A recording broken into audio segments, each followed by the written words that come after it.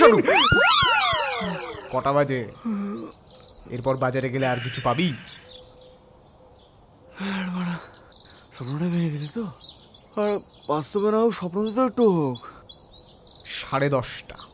কটা বললাম? 10:30। গাড় মেরেছে। দেখ ভাই, তাড়াতাড়ি ওঠ, মুখ হাতটা ধো, তারপর আমার সাথে চুপচাপ বাজারে চল।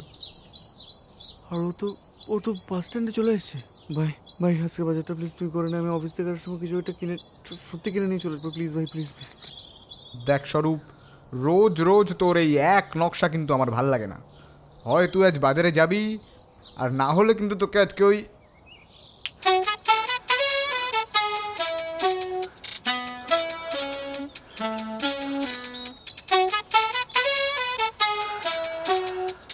High high, good morning.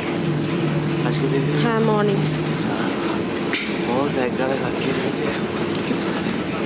এখন তো সমস্ত বসের কাছে আমি করছি। তুমি তো নতুন লোক, তুমি বুঝবে না কাজ কি জিনিস। চাপ পুরোনো হোক চাপ।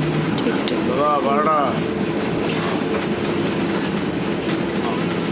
কজন? দুজন তো, 20 টাকা।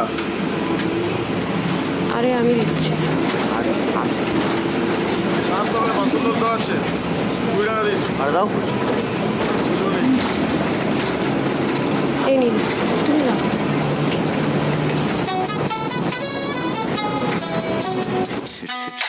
11:30 বেজে গেছে, আজও লেট। অলরেডি 11:30 বেঁচে গেছে। এই সাইডে এসো তো। বলছি যে শোনো, বস যদি কিছু জিজ্ঞাসা করে বলবো তুমি আমার সাথে একটা অফিসের কাজে বেরিয়েছিলে। মানে? মানে যেটা বলতে বললাম সেটা বলো প্লিজ। হ্যাঁ, চলো, চলো, চলো। শোনো, আর একটা কথা, তুমি তো নতুন ইন্টার্ন, তুমি কিন্তু আর ইয়ে করবে না প্রতিদিনের রোজ রোজ না, আর ঘুরে করবো আসবে। না। আর তুমি থাকো কোথায়? যাদবপুরে থাকি। যাদবপুর? একটা মেয়ে ইন্টার্ন, তুমি 7 দিন তার সাথে চাকরিও করলে, অথচ তুমি বুঝতেই পারলে না যে সে যাদবপুরে থাকতো। তুমি ড্রামা বোঝো না? ওইটাও ড্রামা কিন্তু করতে হয়।